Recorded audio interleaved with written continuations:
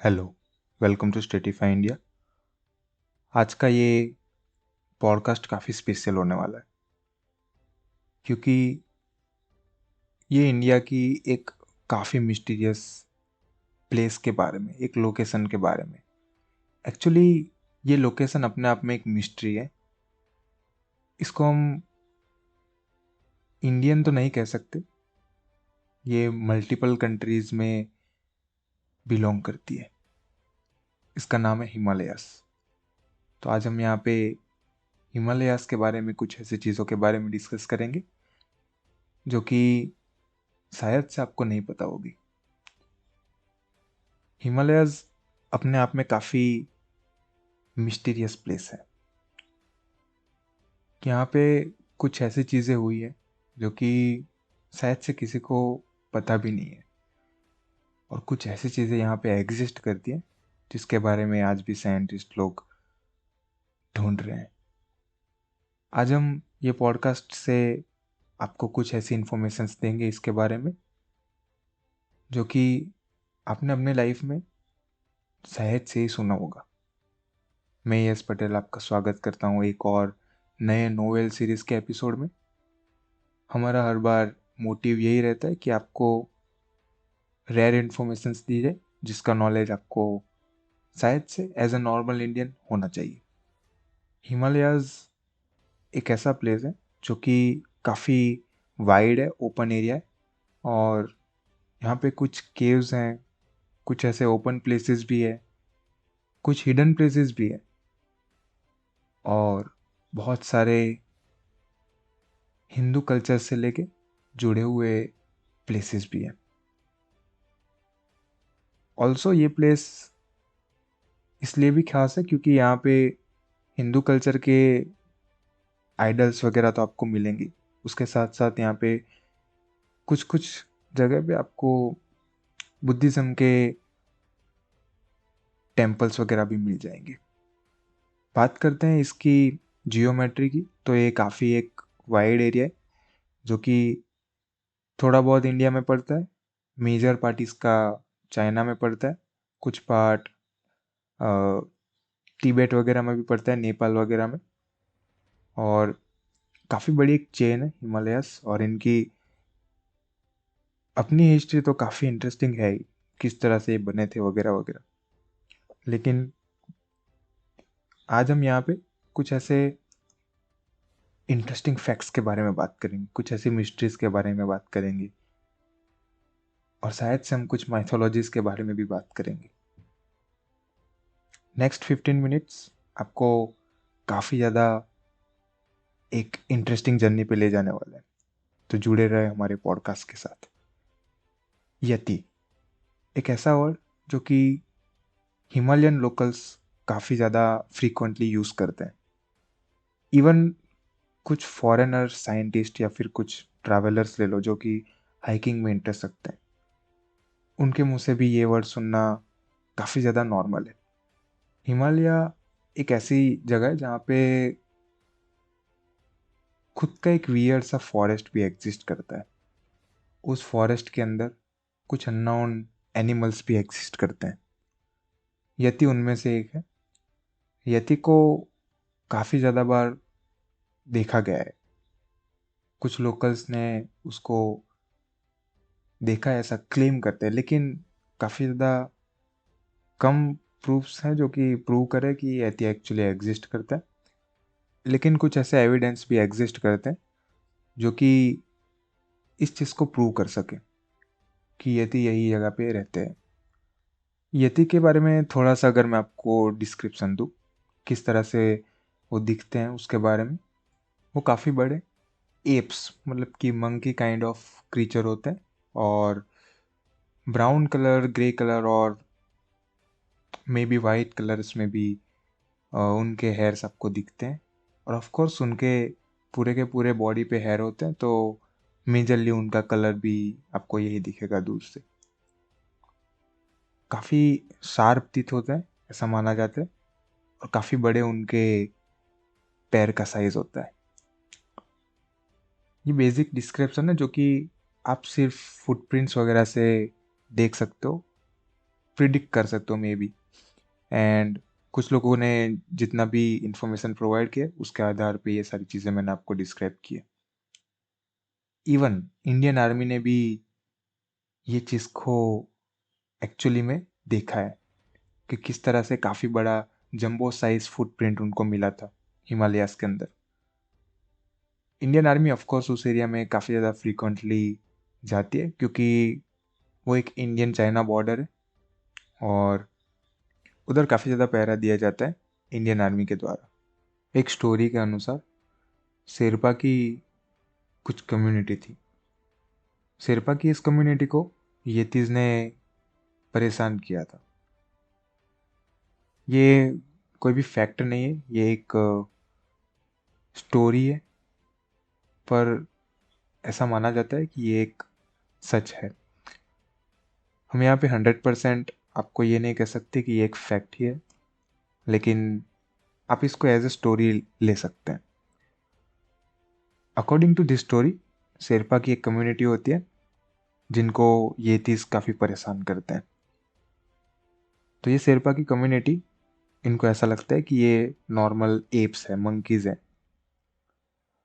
तो ये लोग ऐसा सोचते हैं कि शायद से ये हमारा अनुकरण कर रहे हैं। तो वो लोग ऐसा प्लान करते हैं कि काफ़ी सारा अल्कोहल ड्रिंक करेंगे और उसके बाद अपने आप में ही फाइट्स करेंगे। और इन लोगों को देख के येतीज़ भी शायद से एक दूसरे से झगड़े कर ले और इनको परेशान करना छोड़ दें।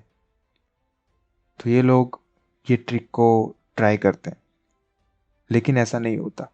येतीज़ काफ़ी चालाक निकलते हैं और वो लोग हिमालय के ऊपरी हिस्से में अपना प्रस्थान शुरू कर देते हैं। शेरपा की इस कम्युनिटी को इससे काफ़ी आश्चर्य होता है, क्योंकि यहाँ पे एक चीज़ क्लियर हो रही है कि ये मंकीज तो नहीं है, एप्स तो नहीं है। अगर ये मंकीज हैं भी तो भी काफ़ी चालाक है, जो कि हमें नॉर्मल फॉरेस्ट में नहीं दिखेंगे। तो ये चीज़ इन्होंने फर्स्टली नोटिस की है। अब ये स्टोरी है या फिर फैक्ट है, ये तो एक अपने आप में मिस्ट्री है, लेकिन क्या पता ये सच हो। एक और लेजेंड के अनुसार एक आदमी होता है जो देखता है कि येती उसके सामने ग्रो हो रहा है, और ये एक फॉरेन का इंसान होता है।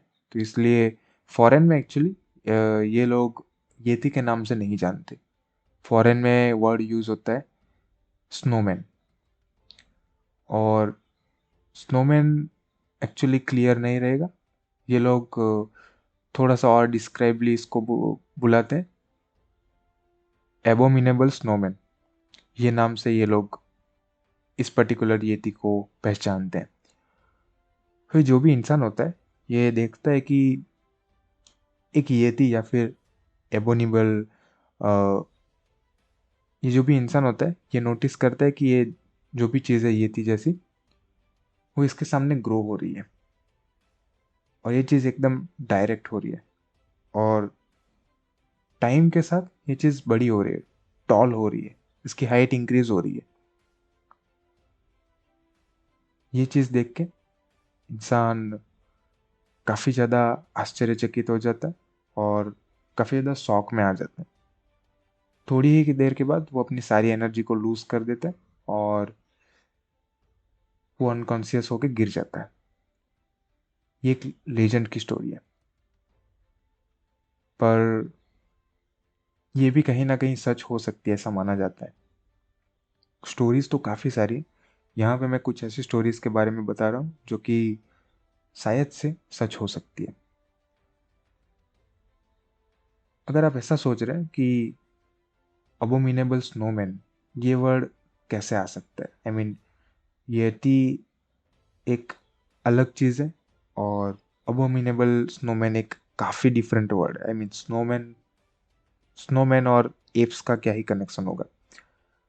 तो एक्चुअली होता ये कि यति जिसको हम बोलते हैं, जिनको हिमालयन वासी भी बोला जाता है, बिग फुट भी बोला जाता है एक तरीके से,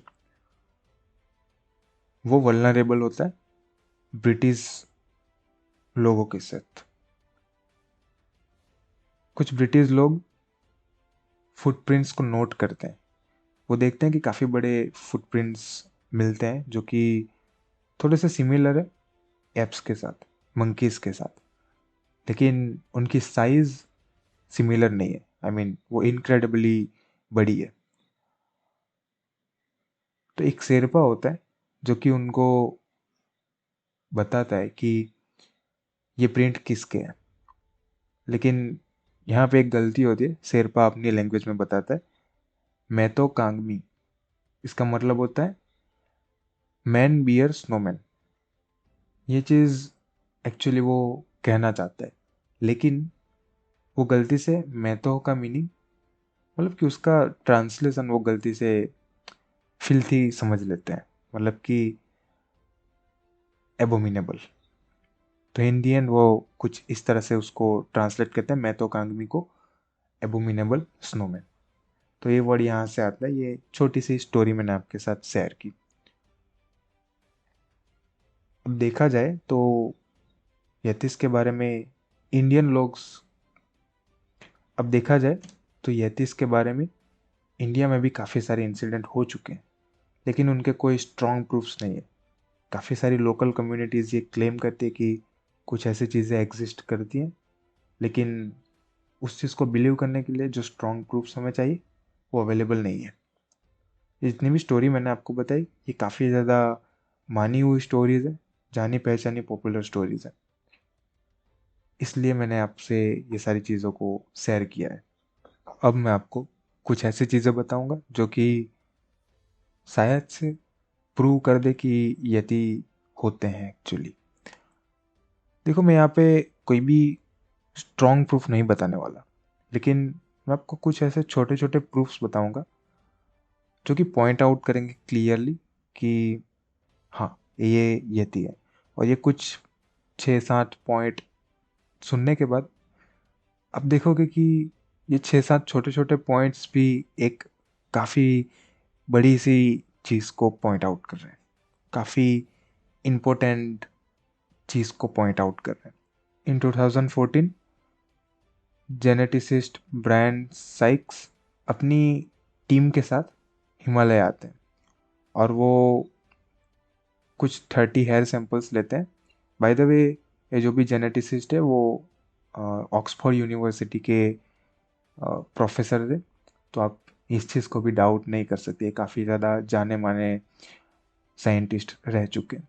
तो उन्होंने total 30 hair samples different different location से कलेक्ट किए। उनका बेसिक पर्पस ये था कि कौन कौन से एनिमल्स वहाँ पे एग्जिस्ट करते हैं इसकी इंफॉर्मेशन निकालो।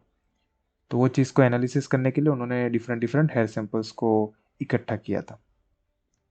सारे सैंपल्स नॉर्मल आए थे एक्सेप्ट दो हेयर सैंपल्स ऐसे थे जिनकी स्पीसीज जो थी वो अननाउन थी, उनको कैटेगराइज भी नहीं कर सकते थे।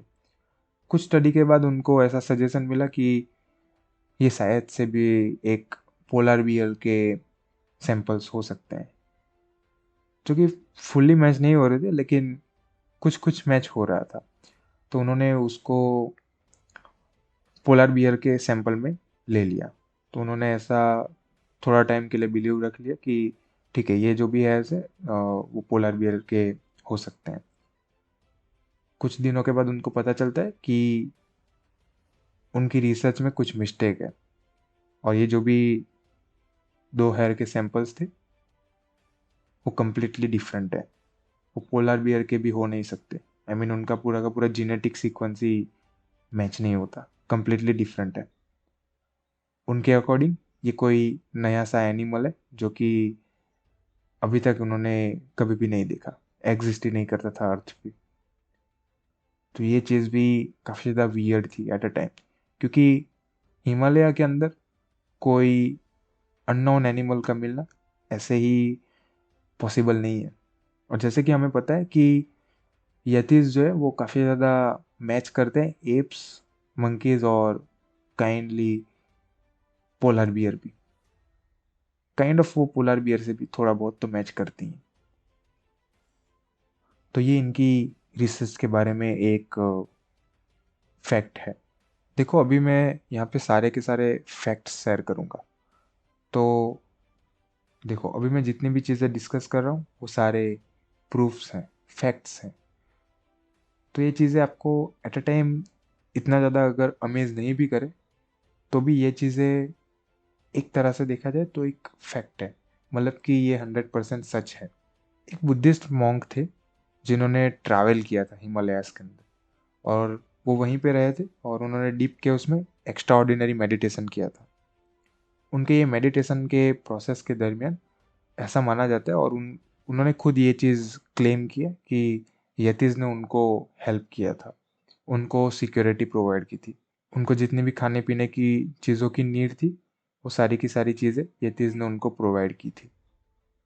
कुछ सालों के बाद जब उनकी मेडिटेशन की जर्नी ख़त्म होती है, वो रिटर्न होते हैं, हिमालय से बाहर निकलते हैं, और जब वो बाहर आते हैं तो वो अपने साथ एक स्कल लेके आते हैं और कुछ हेयर्स लेके आते हैं, जो कि एक मृत यति का होता है।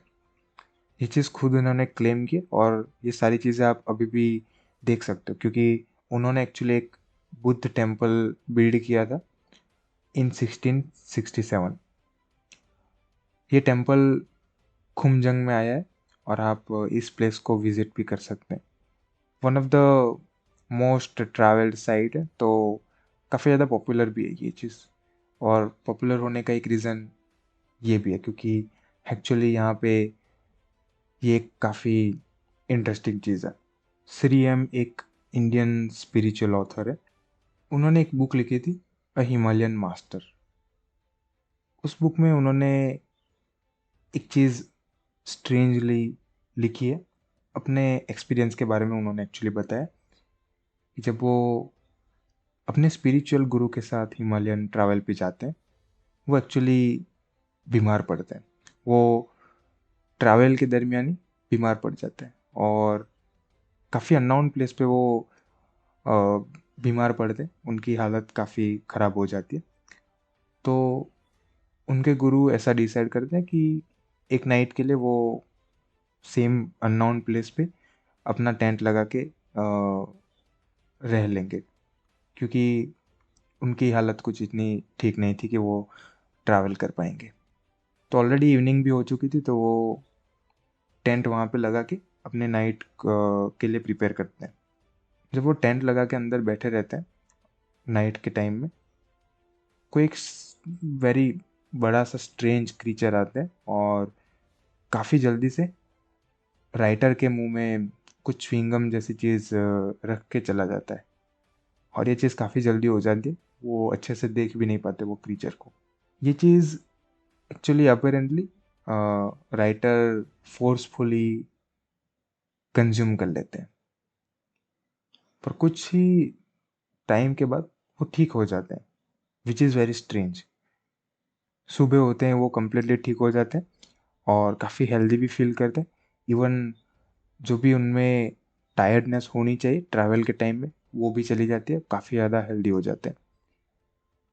ये चीज़ उन्होंने खुद एक्सपीरियंस किया है, और वो एक्सपीरियंस यहाँ पे लिखते हैं। और ये काफ़ी स्ट्रेंज इंसिडेंट है, और ये भी एक पॉइंट आउट करता है कि हाँ शायद से वो हिमालयन येती हो सकता है, क्योंकि हमने जैसे कि वो मॉन्क की कुछ बातें सुनी, इस तरह से हमें पता चलता है कि हाँ वो शायद से उनके पास कुछ एक्स्ट्रा ऑर्डिनरी नॉलेज भी हो सकता है। तो यस, ये चीज़ भी एक पॉसिबल है, क्योंकि हिमालय में काफ़ी सारी मेडिसिन भी मिलती है। हमें पता ही है हिमालय एक ऐसी जगह है जहाँ पे आपको संजीवनी जैसी चीज़ें भी मिल सकती है। अगर हम बाइबल जैसी बुक्स के बारे में थोड़ी सी बात करें तो उसमें भी एक्चुअली काफ़ी बड़े हेयर से कवर्ड जायंट्स के बारे में बात की गई है, और अपेरेंटली कुछ कुछ पार्ट्स में ऐसा भी पॉइंट आउट किया है कि वो अ, दुनिया के कुछ कुछ कोने में रहते हैं, और शायद से वो हिमालयाज ही हो सकता है, ऐसा हम सबको लगता है। और शायद से वो यति की ही बात कर रहे हैं, क्योंकि दुनिया में कोई भी ऐसा स्ट्रेंज जानवर होने का इंसिडेंट्स नहीं बना है जिनमें उन्होंने कुछ इस तरह से डिस्क्रिप्शन दी हो जो कि यति की तरह दिखता हो और जिनके बारे में किसी को नहीं पता। 11वीं सेंचुरी में हिंदू कवि मिलरेपा अपनी एक स्टोरी में यति को काफ़ी सारे स्टांजाज में रिवील करते हैं, एक्सप्लेन करते हैं, उनके बारे में कुछ कुछ चीज़ें बताते हैं, डिस्क्राइब करते हैं। और ये भी एक काफ़ी बड़ी चीज़ है, क्योंकि ये बात है 11वीं सेंचुरी की। कोई चीज़ इस चीज़ को कोई व्यक्ति इस चीज़ को इमेजिन भी नहीं कर सकता, ऐसा टाइम में ये चीज़ लिखी गई है। कुछ स्कॉलर्स का ऐसा मानना है कि ये जो भी पोएट्री लिखी गई है वो एक्चुअल एक्सपीरियंस से लिखी गई है, और इसमें काफ़ी सारे इंसिडेंट्स को मिला के डिस्क्रिप्शन दिया गया है अबाउट पर्टिकुलर दिस येती और बिग फुट। तो ये चीज़ भी नोटेबल होती है और काफ़ी ज़्यादा स्ट्रेंज भी है। एक यूरोपियन एम्बेसडर जो कि बावारिया से थे, उनको भी इस चीज़ का एक्सपीरियंस हुआ था 13वीं सेंचुरी के अराउंड। ये चीज़ इसलिए मैंने यहाँ पे हाईलाइट की क्योंकि ये एक पहला ऐसा एनकाउंटर था जो कि किसी फॉरेनर ने आके किया हो यहाँ पे, तो इसलिए ये पर्टिकुलर सी चीज़ मैंने थोड़ा सा हाईलाइट किया था। बाकी इंडियंस ने तो काफ़ी सारी चीज़ों को क्लेम किया है। जैसे कि मैंने आपको पहले भी बताया कि हिमालय एक ऐसी चीज़ है जो कि सिर्फ इंडिया की नहीं है, वो तिब्बत, चाइना, म्यांमार और नेपाल जैसे कंट्री में भी आता है, उसका काफ़ी सारा हिस्सा। एक्चुअली अगर हम देखें तो ये जितनी भी नेबरिंग कंट्रीज़ हैं उनमें से भी काफ़ी सारे लोकल्स ने ये चीज़ को क्लेम किया कि उन्होंने भी ये वियर्ड क्रीचर्स को देखा है। और अगर हम उनकी डिस्क्रिप्शन को ध्यान से देखें, ध्यान से सुने उनके बारे में, वो किस तरह से चीज़ों को डिस्क्राइब कर रहे हैं, तो अपेरेंटली सारी चीज़ें मैच हो रही है। जैसे कि उनकी साइज़ के बारे में जो भी डिस्क्रिप्शन दिया जाता है, उनके लुक्स के बारे में जो भी डिस्क्रिप्शन दिया जाता है, पर्टिकुलरली उनके कलर्स के बारे में जो भी डिस्क्रिप्शन दिया जाता है, वो सारी चीज़ें मैच होती है और इनमें काफ़ी सारी सिमिलरिटीज़ हमको दिखती है। तो ये सारी डिटेल्स को देखने के बाद हम एक चीज़ तो ज़रूर से कह सकते हैं, ये जो भी येती नाम से जाने जाने वाली चीज़ है वो कहीं ना कहीं एग्जिस्ट करती है। हम इस चीज़ को नकार नहीं सकते, ये एक ट्रूथ है और ट्रूथ को कोई चेंज नहीं कर सकता। इंडिया का सेकंड हाईएस्ट माउंटेन माना जाने वाला नंदा देवी एक ऐसा माउंटेन है जो कि अपने आप में एक वियर सा इंसिडेंट्स लेके आता है। इसमें कुछ रिलीजियस मिस्ट्री तो नहीं है, लेकिन यहाँ पे कुछ एक ऐसा इंसिडेंट हुआ था जिससे जिसको सुनने के बाद आपको शौक लगने वाला है। ये एक ऐसा माउंटेन है जो कि 23rd रैंक पे आता है हाइट के बारे में, और ये चीज़ मैं वर्ल्ड वाइड बता रहा हूँ। वर्ल्ड वाइड उनका इस पर्टिकुलर माउंटेन का 23 रैंक है। एक्चुअली यहाँ पे एक मिशन था, इसकी पीक पे एक न्यूक्लियर सेंसिंग डिवाइस लगाना था। तो टीम ने पूरा का पूरा सेटअप उधर करने के लिए ट्रांसपोर्टेशन की सुविधा की थी, लेकिन अपेरेंटली ये चीज़ पॉसिबल नहीं हो पाई, और जितना भी प्लूटोनियम का स्टॉक था उन्होंने उसको एक सिक्योर प्लेस पे रख दिया था और वो वहाँ से चले आए थे, क्योंकि कुछ कंडीशंस ऐसी हो जाती है ऐसे प्लेसेस पे जो भी पूरा का पूरा स्नो से ऐसा ग्लेशियर से बना रहता है। तो वहाँ पे ऐसी कंडीशंस हो जाती है कि कभी कभी आप वहाँ पे काम कर सकते हो, कभी कभी नहीं कर सकते। तो उनको अपेरेंटली ये चीज़ को वहीं पे छोड़ के आना पड़ा था। तो प्लूटोनियम को उन्होंने एक्चुअली एक सिक्योर प्लेस पे रखा था, लेकिन जब वो वहाँ पे फिर से गए थे तो उनको वो पूरा का पूरा स्टॉक नहीं मिला था। इवन आज के टाइम में भी वो चीज़ मिसिंग है, और ये जितना भी पूरा का पूरा एरिया नंदा देवी का पर्टिकुलर प्लूटोनियम वाला जहाँ पे उन्होंने रखा था वो आज भी क्लोज है फॉर लाइक डेकेड्स नाउ। तो ये चीज़ भी काफ़ी वियर्ड, आई मीन वो पूरा का पूरा प्लूटोनियम जो कि एक रेडियो एक्टिव चीज़ होती है, वो कहाँ पे है आज के टाइम में, वो अचानक से कहाँ चला गया। तो इसके बारे में एक काफ़ी बड़ी मिस्ट्री बन के रह गई आज के टाइम पे। हिमालय की बात करें तो ये एक ऐसा प्लेस है जहाँ पे काफ़ी सारे लेक्स और वाटर सोर्सेज भी अवेलेबल है। इनमें भी कुछ कुछ अपनी अपनी खासियत है। जैसे कि अगर आप देखोगे मानसरोवर और कुछ कुछ और भी पॉपुलर लेक्स है वहाँ पे, तो ये अपने अपने खासियत के साथ आते हैं। उन्हीं में से मैं एक लेक की बात करूँगा, गुरु डोंगमार लेक। ये 17,800 फीट के ऊंचाई पे आता है और ये one of the highest height वाले लेक में से एक है। ये तेत्सा रिवर का एक सोर्स है, वाटर सोर्स है, और ये कंचनजंगा माउंटेन रेंज के साथ अलोंग करता है। ये काफ़ी कॉमन है कि यहाँ के जितने भी वाटर सोर्सेस हैं वो ऑलमोस्ट सभी सीज़न में फ्रोज़न रहते हैं। कुछ कुछ ऐसा टाइम होता है, कुछ कुछ ऐसे मंथ्स रहते हैं जहाँ पे ये शायद से थोड़े बहुत वाटर में ट्रांसफॉर्म हो जाए, लेकिन मोस्ट ऑफ द टाइम ये फ्रोज़न ही रहते हैं। सरप्राइजिंगली इस लेक के बारे में ये चीज़ लागू नहीं होती। मतलब ये फ्रोज़न तो रहता है, लेकिन इसका एक पर्टिकुलर पार्ट है जो कि अनफ्रोज़न रहता है किसी भी सीज़न में। तो इसकी एक काफ़ी स्टोरी सर्कुलेट होती है, काफ़ी पॉपुलर है ये स्टोरी लोकल्स में भी, और कुछ बुक्स में भी इसका वर्णन किया गया है। गुरु पद्मसंभव अपने जर्नी पे रहते हैं और वो तिब्बत को पास करते हुए ये लेक के पास आते हैं और वो देखते हैं कि ये लेक जो है वो काफ़ी टाइम से फ्रोज़न है।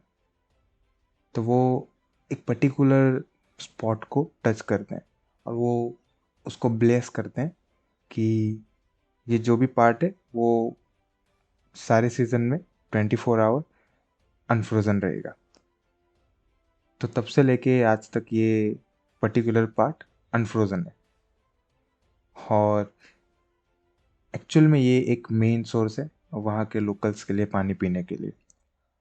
तो ये एक पर्टिकुलर स्टोरी काफ़ी पॉपुलर है और आज के टाइम में भी ऐसी चीज़ें होना काफ़ी वियर सी वाइब देते हैं हमको। तो ये तो था गुरु दोंगमार लेक। बात करते हैं रुपकुंड लेक के बारे में। ये भी एक डिफरेंट लेक है और ये कुछ 16,500 फीट के ऊपर आया हुआ है अबव पर्टिकुलर सी लेवल। और ये लेक काफ़ी ब्यूटीफुल है, लेकिन इसकी ब्यूटी जो है वो आपको तब तक ब्यूटीफुल लगेगी जब तक ये लेक फ्रोज़न रहेगा। जैसे ही कुछ कुछ मंथ्स के दरमियान ये लेक थोड़ा बहुत क्लियर होता है तो आपको काफ़ी सारे skeletons, I mean in the number of hundreds, आपको स्केलेटन्स यहाँ पे दिखेंगे और उनमें कुछ कुछ पार्ट फ्लैश भी रहता है, ज्वेलरी रहती है, हेयर्स और लेदर्स वगैरह भी आपको मिल जाते हैं। और ये सारे स्केलेटन्स यहाँ पे किस तरह से आए, कैसे आए, आज तक यहाँ पे किस तरह से रखे गए, क्यों है यहाँ पे, इसकी काफ़ी सारी थियरीज अवेलेबल है। ये चीज़ अपने आप में एक काफ़ी बड़ी मिस्ट्री है। हमें ये तो नहीं पता कि ये स्केलेटन्स कहाँ से आए, लेकिन कुछ रिसर्च से जो भी हमें इंफॉर्मेशन मिले वो आज हम यहाँ पे आपके साथ शेयर करेंगे। कुछ लोगों का कहना है कि यहाँ पे जितने भी स्केलेटन्स हैं वो वर्ल्ड वॉर 2 के सोल्जर्स के हैं, जबकि कुछ लोग मानते हैं कि ये कोई कर्स है जो कि एक रॉयल फैमिली के ऊपर लगाया गया था। सच क्या है ये तो नहीं पता, लेकिन एक एक्चुअल डीएनए एनालिसिस का ये कहना है कि जितने भी स्केलेटन्स हैं वो एक्चुअली 850 एडी से डेट किए गए हैं। मतलब कि जितने भी स्केलेटन्स हैं वो एक्चुअल में 850 एडी के टाइम में किल किए गए थे और मे बी फ्रीजिंग वाटर की वजह से ये आज तक काफ़ी अच्छे से प्रिजर्व्ड है, काफ़ी अच्छी कंडीशन में। ये चीज़ अपने आप में एक सच भी लगती है और अपने आप में काफ़ी कंफ्यूजिंग भी लगती है। इसी डीएनए रिपोर्ट से ऐसा भी माना जा रहा है कि कुछ दो लोगों के ग्रुप थे, जिनमें से एक ग्रुप कुछ लंबे लोगों का है जो कि अपने आप से कुछ कुछ रिलेट करते हैं, और दूसरे जो भी थोड़ी सी कम हाइट वाले लोग हैं वो कोई भी रिलेशन में नहीं है, अकॉर्डिंग टू डीएनए रिपोर्ट्स। और ऐसा माना जाता है कि द ओनली पॉसिबल वे ये 200 लोगों की किस तरह से जान जा सकती है, उसके ऊपर उन्होंने ये कंक्लूजन दिया है कि एक्सट्रीमली वायलेंट हेल स्टॉर्म आ सकता है एट अ टाइम। ये मैं बात करूँ 850 एडी के बारे में, क्योंकि ऑफ कोर्स ये स्केलेटन्स तब के हैं, तो मैं तभी की बात कर रहा हूँ। तो वो चीज़ की वजह से इनको काफ़ी सारा डैमेज हुआ था, और वही एक रीज़न हो सकता है कि इनकी मौत हो गई। और क्योंकि यहाँ पे ये जो भी एरिया है वो ऑलमोस्ट 24 आवर्स फ्रोजन ही रहता है, साल पूरा का पूरा साल almost at a time, due to climate change. और ये सारी चीज़ें अब से ये थोड़ी चीज़ डिफरेंट होने लगी, और कुछ कुछ टाइम में ये चीज़ क्लियर होती है। अभी भी ये चीज़ काफ़ी अनफोल्ड है, एक मिस्ट्री है, ये चीज़ अभी भी क्लियर नहीं है। कोई भी इस चीज़ को इतना क्लियरली क्लेम नहीं कर रहा कि ऐसे ही चीज़ें हो सकती हैं। सच का है किसी को नहीं पता, लेकिन ये मिस्ट्री आज भी काफ़ी सारे स्कार्स हमको देती है कि किस तरह से एक साथ 200 पीपल की बॉडीज एक लेक के अंदर छुपी हुई मिल सकती है हमको। ये तो कुछ हिमालयन मिस्ट्रीज की बात हो गई, काफ़ी सारी मिस्ट्रीज और है जो कि हम बताने वाले हैं हमारे अगले पॉडकास्ट के अंदर, क्योंकि हिमालय एक ऐसा टॉपिक है जो कि अपने आप में काफ़ी सारी मिस्ट्रीज को लेके आता है, काफ़ी सारी इंटरेस्टिंग चीज़ों को लेके आता है। और हम भी ये चाहते हैं कि आपको सारी की सारी इन्फॉर्मेशन प्रोवाइड की जाए, तो इसलिए हमने इस पर्टिकुलर हिमालयन चीज़ के लिए, सीक्रेट्स ऑफ हिमालयाज़ के लिए 2 एपिसोड बनाने का सोचा है। तो इस पर्टिकुलर एपिसोड में मैं यहाँ पे ही आपको छोड़ना चाहूँगा। मिलते हैं नेक्स्ट एपिसोड में, जिसमें हम और कुछ ऐसी मिस्ट्रीज़ के बारे में डिस्कस करेंगे, कुछ कुछ और इंटरेस्टिंग चीज़ों के बारे में बात करेंगे। और तब तक के लिए आप हमें फॉलो कर सकते हैं ताकि आपको जल्दी से जल्दी अपडेट्स मिलते रहे, एंड हमारी प्लेलिस्ट को आप सेव कर सकते हैं ताकि आप कोई भी एपिसोड मिस ना करें। That is it for today. This is S Patel, and I am signing off from Statify India. Thank you.